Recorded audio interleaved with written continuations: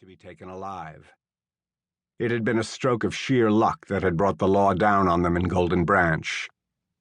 One of their arms suppliers, who was well known to the authorities for his criminal history, had been placed under surveillance for suspicion of an arms deal unrelated to the Rangers of Righteousness. He had made 3 trips to the abandoned house in Golden Branch over the course of that many weeks. A telephoto lens had caught him talking to a man later identified as Carl Wingert, leader of the Rangers.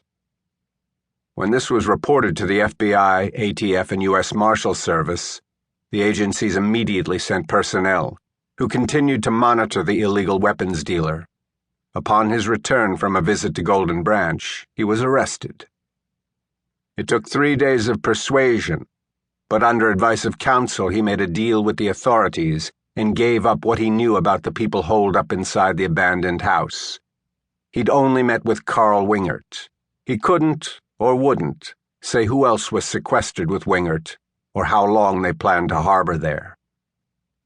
Fearing that if they didn't move swiftly they'd miss their opportunity to capture one of the FBI's most wanted, the federal agents enlisted help from the local authorities, who also had outstanding warrants for members of the group. The team was assembled and the operation planned. But it became immediately obvious to each member of the team that Wingert's band had meant what they'd said about choosing death over capture. The Rangers of Righteousness wanted to secure their place in history.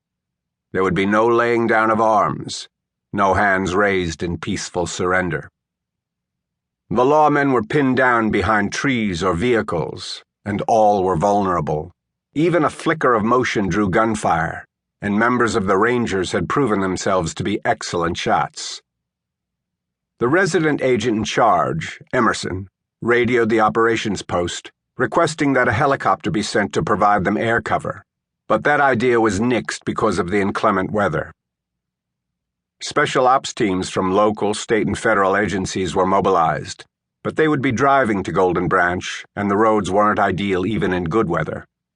The team were told to stand by and to fire only in self-defense, while men in safe, warm offices debated changing the rules of engagement to include using deadly force.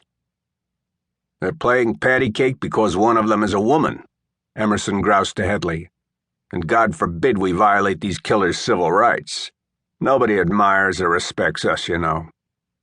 Headley, the rookie of the team, wisely held his own counsel.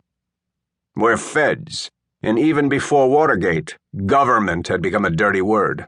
The whole damn country is going to hell in a handbasket, and we're out here freezing our balls off waiting for some bureaucrat to tell us it's okay to blast these murdering thugs to hell and back."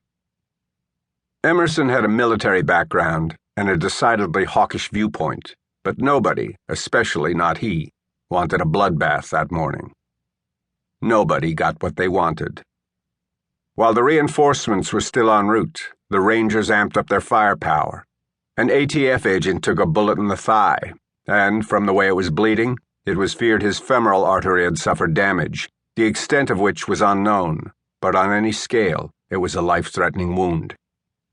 Emerson reported this with a spate of obscenities about their being picked off one by effing one unless he was given the authorization to engage. With their assault rifles and 1 submachine gun in the hands of the wounded ATF agent, they went on the offensive. The barrage lasted for 7 minutes. Return fire from the house decreased, then became sporadic. Emerson ordered a ceasefire. They waited. Suddenly, bleeding from several wounds, including a head wound, a man charged through the front door, screaming invectives and spraying rounds from his own submachine gun. It was a suicidal move, and he knew it. His reason for doing it would soon become apparent. When the agents ceased firing and their ears stopped ringing, they realized that the house had fallen eerily silent except for a loose shutter that clapped against an exterior wall whenever the wind caught it. After a tense 60 seconds, Emerson said, "I'm going in." He levered himself up into a crouch as he replaced his spent clip magazine with a fresh one. Headley did the same. "I'm with you." Other team members stayed in place. After checking to see that their guns were loaded with fresh magazines, Emerson crept from behind his cover and began